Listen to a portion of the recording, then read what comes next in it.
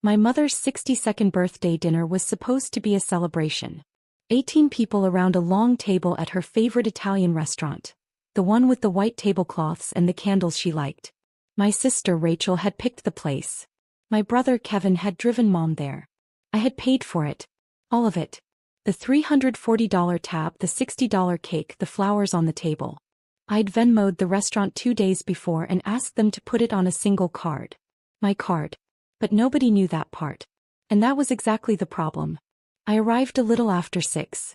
Mom was already seated at the head of the table, laughing about something Rachel had said. The whole family was there. Aunts, cousins, Mom's 2 closest friends. Everyone was dressed up. Everyone looked happy.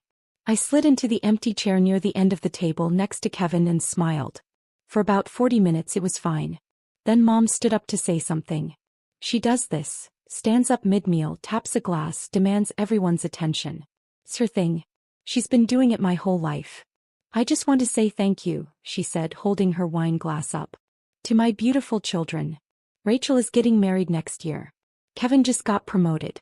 And... She paused. Looked at me.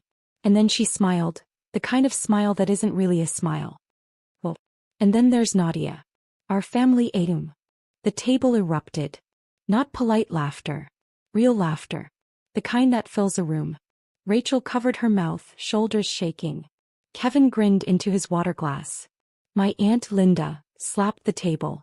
Mom's friend Carol said, "Oh my God, that's so true," and everyone laughed harder. I sat very still. Mom wasn't done. She turned to the table, still holding her glass. Seriously. Whenever anyone needs anything, Nadia pays. Need a new fridge? Call Nadia. Car broke down. Nadia's on it. It's basically her job at this point. More laughter. Mom shrugged like she was being charming. Like it was funny. Like it was a compliment. I smiled. I didn't say anything. I picked up my fork and kept eating. And I made a decision.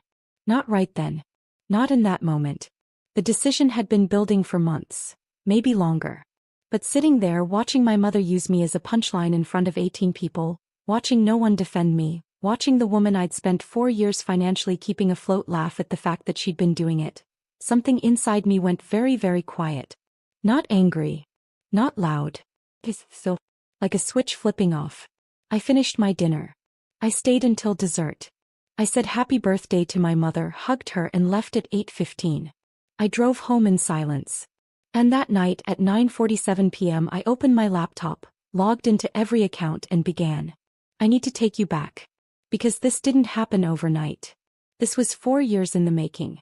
My dad died in February of 2020. Heart attack. He was 63. It was fast.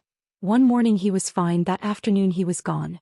Mom called me from the hospital and I drove there and sat with her in a white plastic chair and neither of us said much. That's how grief works sometimes. You don't have words. You just sit. Dad had been the one managing the finances. Not because Mom couldn't, she's not unintelligent, but because he just always had.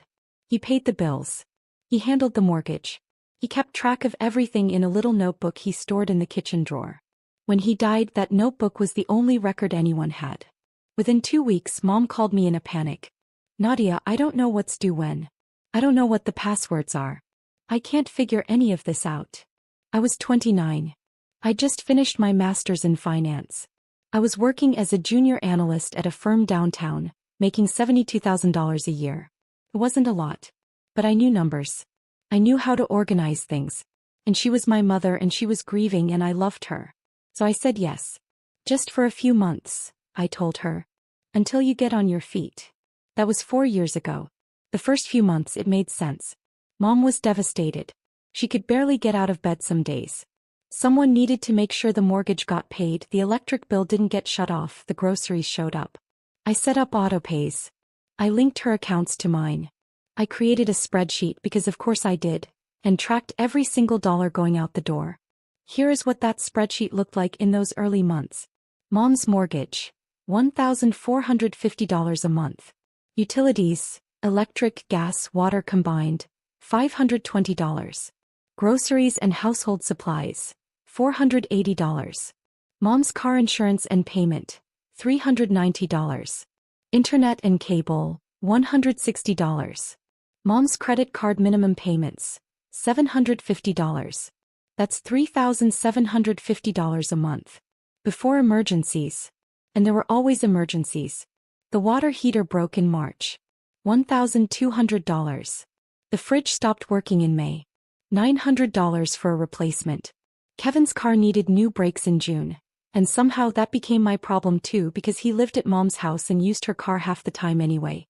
$340.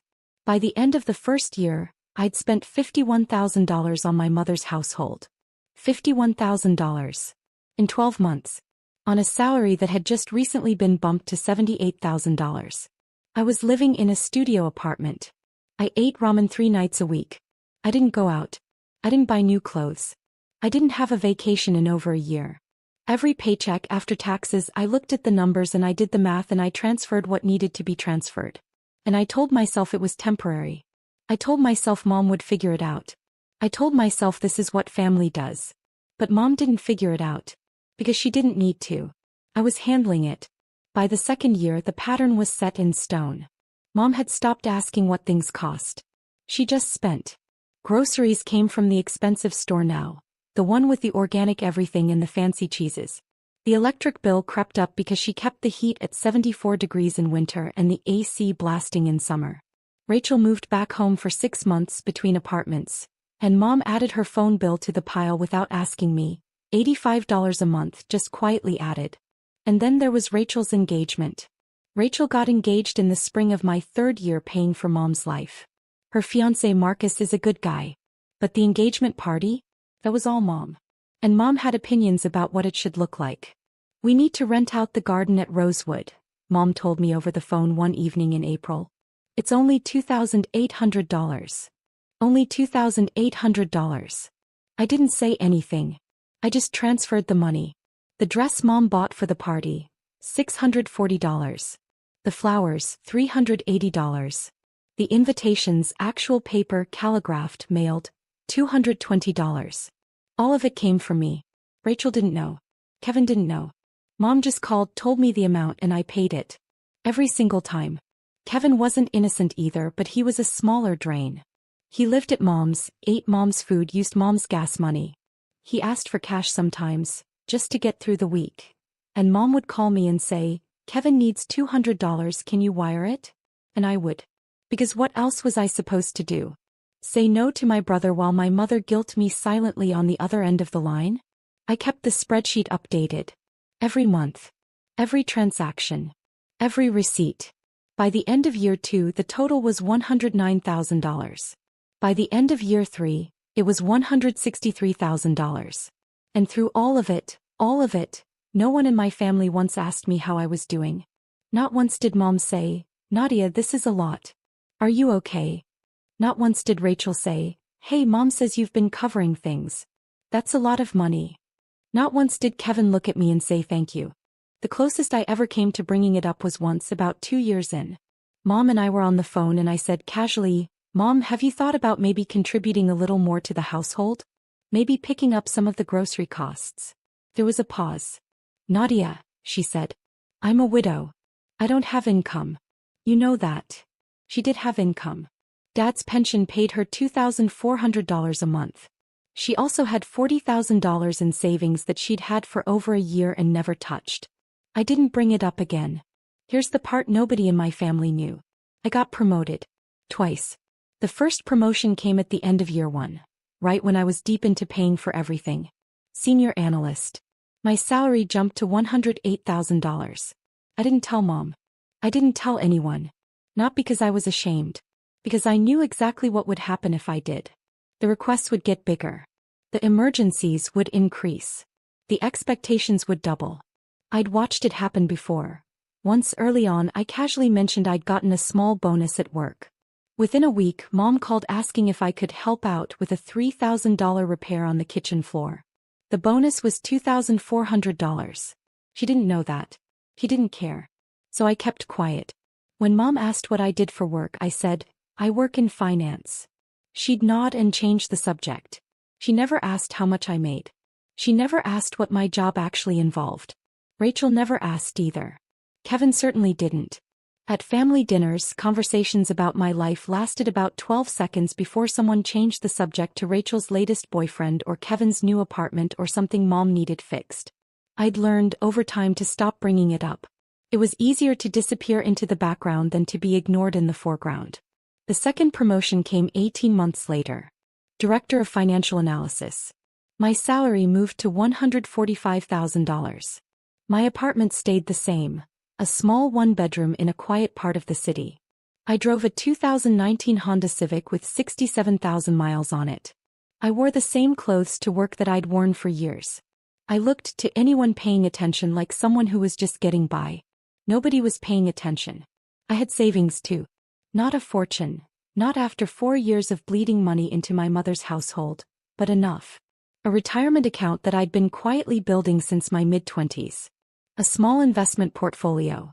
Nothing flashy, just steady contributions that I'd managed to keep consistent even through the worst months of paying for Mom's life. An emergency fund that I'd rebuilt 3 times because Mom's emergencies kept draining it. I was not struggling. But I was not living.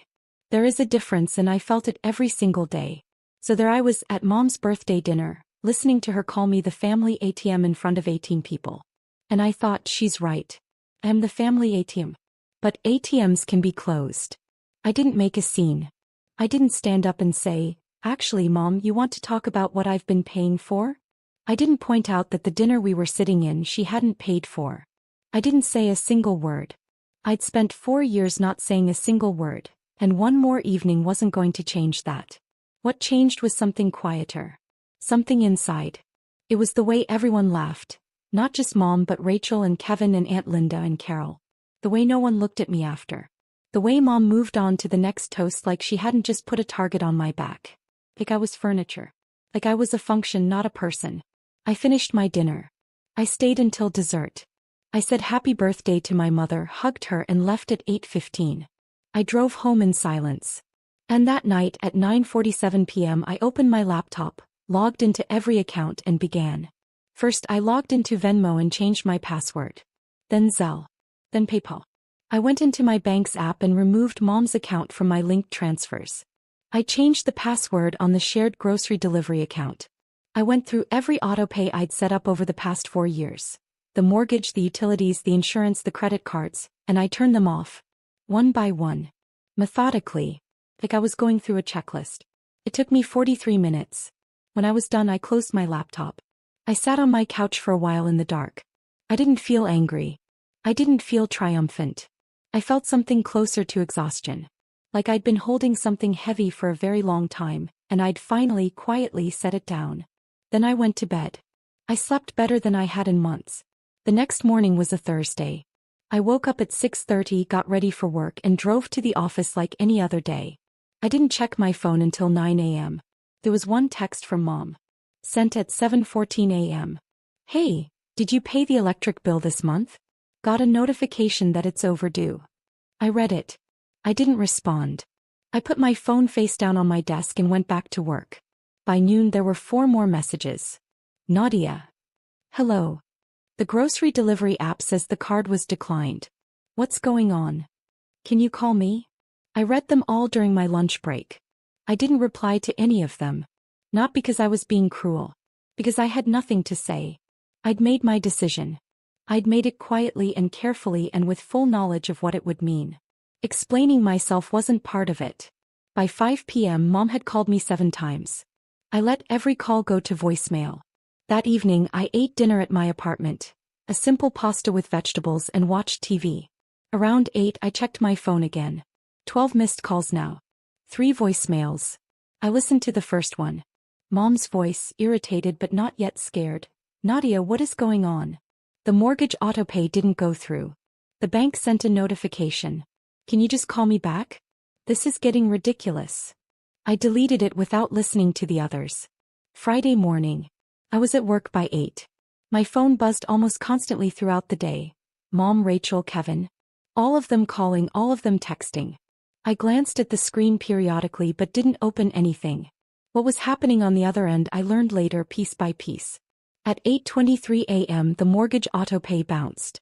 The bank sent a notification to Mom's email, the one I'd set up for her 2 years ago, and a text to her phone.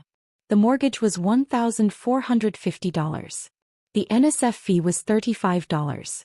Total due now, $1,485.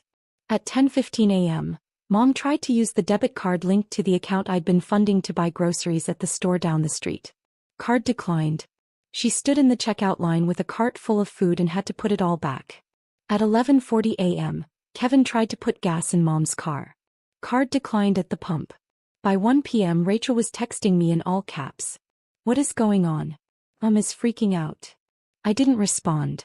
By the end of Friday, Mom had called me 31 times. 31 times in one day. I know because I counted later when I went through the call log.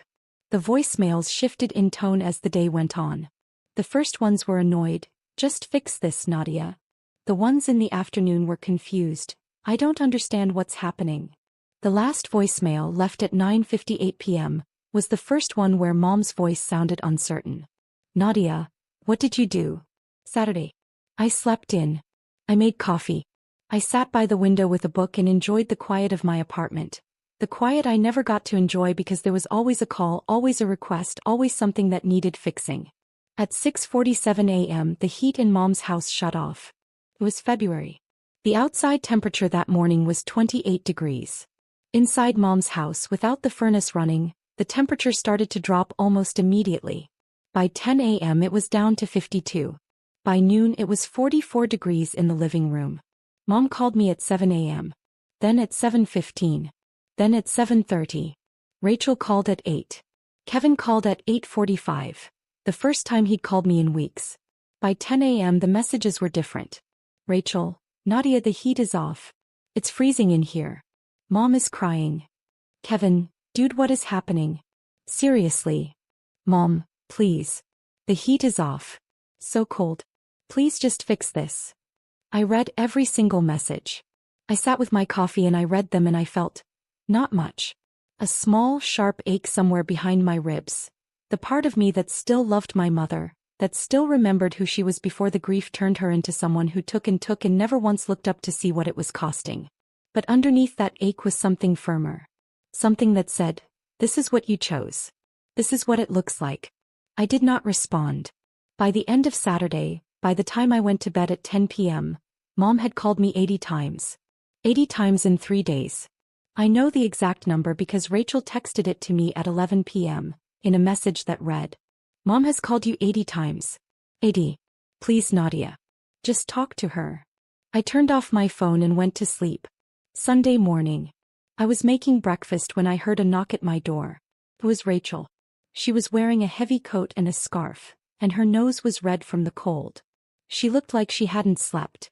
When I opened the door, she stood there for a second looking at me, really looking at me, maybe for the first time in a long while. Then she looked past me into my apartment. It's a small place. 1 bedroom, a kitchenette, a living room that doubles as a dining room. The furniture is simple. No artwork on the walls. A single bookshelf half full. The kitchen counter had my coffee mug, a toaster, and a bowl of apples. That was it. Rachel stepped inside slowly. She turned in a small circle, taking it all in. Her engagement ring. The one Mom had made a huge deal about, the one I'd quietly helped Marcus pick out without him knowing, caught the light from the window. "This is where you live," she said. Quietly. Like she was hearing herself say it for the first time. "Yeah," I said. "You want coffee?" She didn't answer. She was still looking around. At the worn couch. The second-hand bookshelf. The small TV. The shoes lined up neatly by the door. 2 pairs. The closet half open, showing a row of simple clothes. "Nadia," Rachel said. She turned to face me. Her eyes were filling up. "How long have you been paying for Mom's house?" I poured her a cup of coffee and handed it to her. "Sit down," I said. She sat. And I told her. Not everything, not every single number, not every single bill. But enough. I told her about the spreadsheet. I told her about the mortgage and the utilities and the groceries and the car payments. I told her about Kevin's breaks and Mom's credit cards and the engagement party flowers and the calligraphed invitations. I told her the total. $187,000, I said. Over 4 years. That's what the bank confirmed. Rachel didn't say anything for a long time. She held her coffee cup in both hands and stared at the table. Her face went through several things: confusion, disbelief, and then something that looked a lot like shame. She didn't. Rachel started. No, I said. She didn't know how much. Or she didn't want to know. Either way. And you never said anything? When would I have said something, Rachel? Every time I tried, she made me feel guilty for asking. I'm a widow. I don't have income. She has Dad's pension. She has savings. He just never had to use them. Because I was covering everything. Rachel set her coffee down. She pressed her hands against her face. Oh my God, she whispered. We sat in silence for a while after that. The morning light moved across the kitchen floor. Outside, a car passed. Somewhere down the hall, a neighbor's dog barked. What do you want me to do? Rachel finally asked. Nothing, I said. I don't want you to do anything. I just want her to understand what's been happening. And I want her to figure it out. Rachel nodded slowly. She looked at me, really looked, and something in her expression shifted. Not pity. Something more complicated than that. I'm sorry, she said. I'm so sorry, Nadia. I had no idea. I know, I said. That's part of the problem. On Monday morning, Mom called the bank. She'd been calling me all weekend, 80 times by Saturday night, and another 40 by Sunday evening. I hadn't answered once. So on Monday, desperate, she called the bank directly. She wanted to know why the payments had stopped. She wanted to know what was wrong with the account. The bank manager, a woman named Sandra, was professional and calm. She pulled up the account history. She looked at the transaction records. And then she told Mom exactly what she saw. Mom called Rachel after that. Rachel called me. The bank manager told Mom everything, Rachel said. Her voice was steady, but I could hear something underneath it. A kind of quiet fury. Not at me, Mom. Every transfer.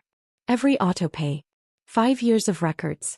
Mom's name isn't on any of the funding. It's all been you. Every single month. I know, I said. Mom is. Rachel paused. She's not doing well. I know that too. There was a silence. She wants to talk to you, Rachel said. I'm not ready for that, I said. And I meant it. Not because I was angry, though I was, somewhere deep down, in a place I hadn't let myself look at for a long time. But because I needed Mom to sit with this. To really understand what had happened. Not just the numbers. The years. The silence. The loneliness of being the person everyone relied on and no one ever thanked. Okay, Rachel said. I understand. By the end of the first week, the consequences had compounded into something Mom couldn't ignore or minimize or laugh off. The mortgage payment had bounced twice now. The bank had sent a formal notice. Not yet a foreclosure warning, but close. The language in the letter was careful and specific, and it made clear that continued non-payment would trigger the next stage of the process. The heat had been off for 5 days. Mom had called a repair company on Sunday, but when she gave them her card, it was declined. She didn't have the $847 needed to cover the past due gas bill plus the $200 reconnection fee.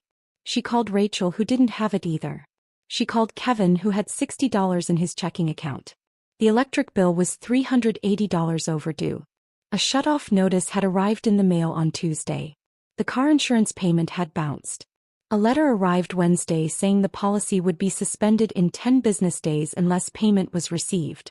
Mom's credit cards, 2 of them with minimum payments I'd been making for years, were now past due. Late fees had kicked in. The credit card company had called twice.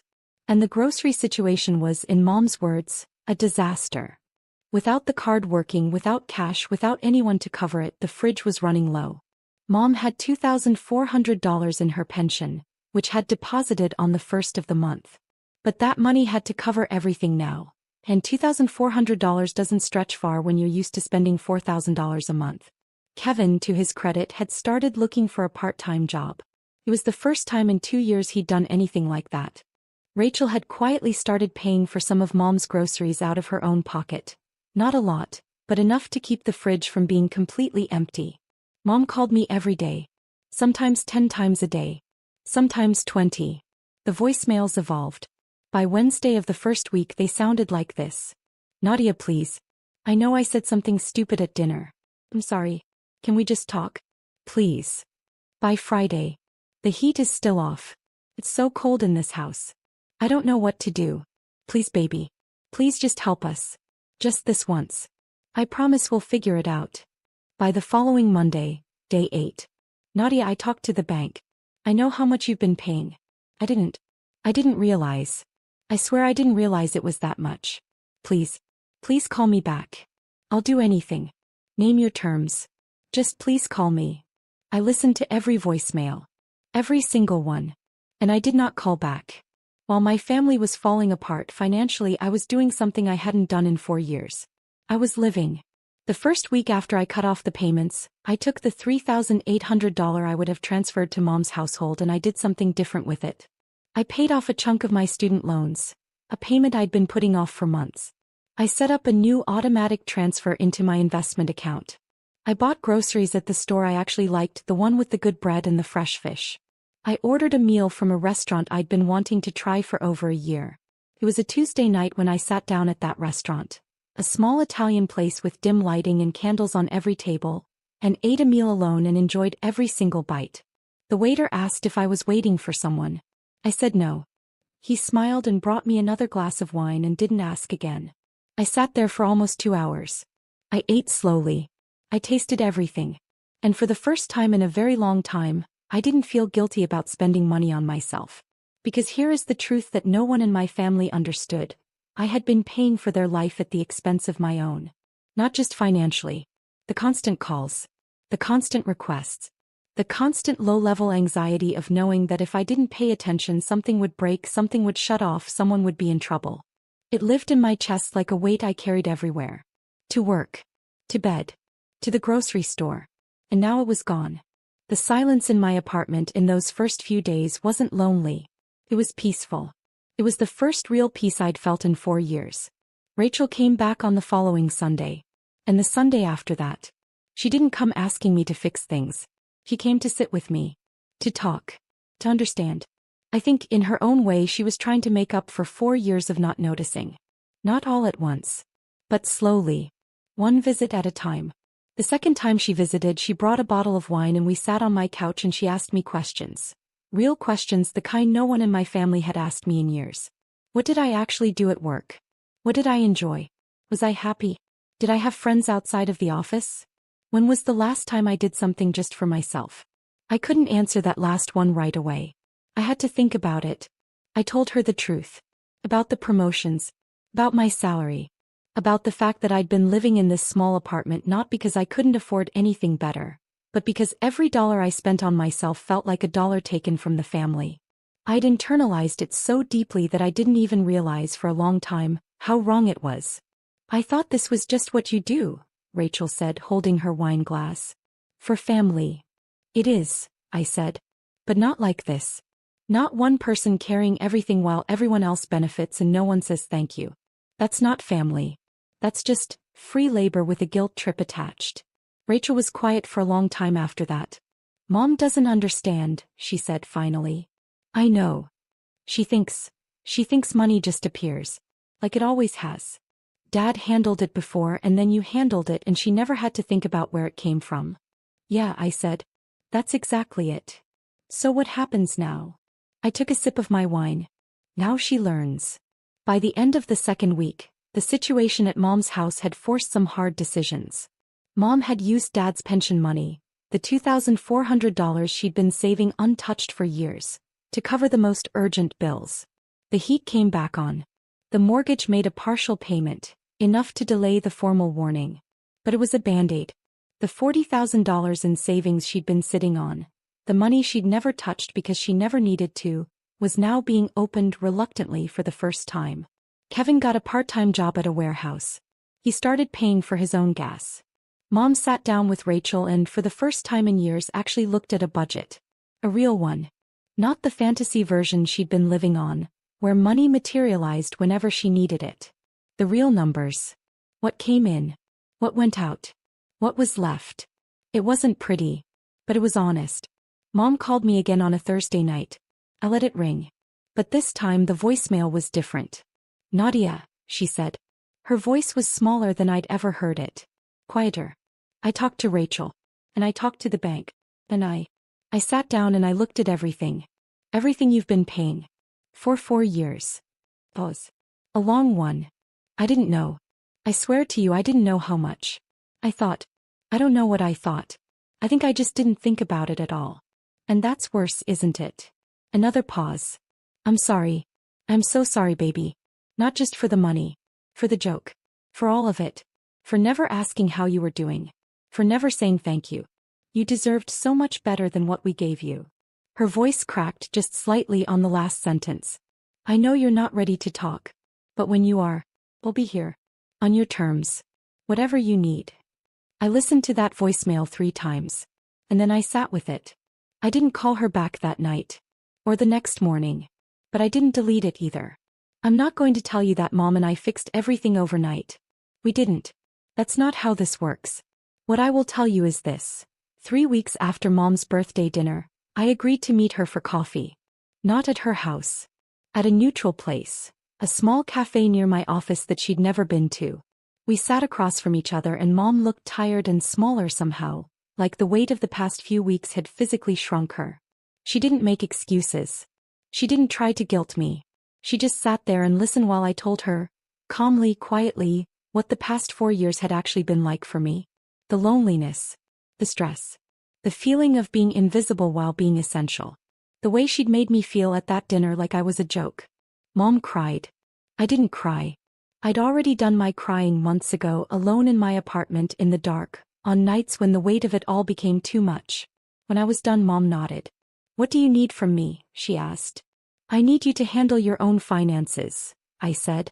I need you to use Dad's pension.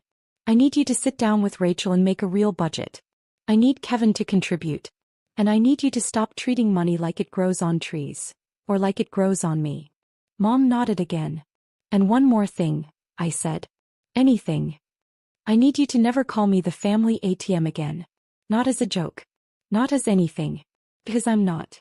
I'm your daughter. And I deserve to be treated like one. Mom reached across the table and took my hand. Her eyes were red. Her grip was tight. I know, she said. I know that now. It's been 2 months since that dinner. Mom's household runs differently now. She pays her own mortgage, on time from her pension and savings. Rachel contributes to groceries and utilities. Kevin pays his own expenses. The budget is tight and it's a real adjustment, but it's honest. No one is drowning. No one is pretending. Mom calls me on Sundays now. Not 80 times. Once. We talk for about 20 minutes. She asks how I'm doing, actually asks and actually listens to the answer. Phew. It's a start. I moved to a new apartment last month. A 1-bedroom in a better building with bigger windows and a kitchen I actually like cooking in.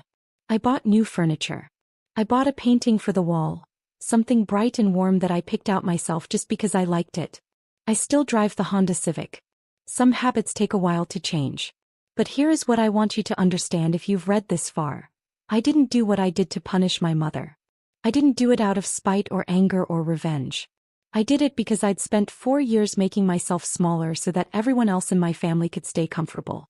And at some point, at a dinner table with a glass of wine in her hand, laughing at me in front of 18 people, my mother accidentally showed me exactly how small I'd become. So I stopped being small. And for the first time in 4 years I started taking care of the one person who needed it most. Me.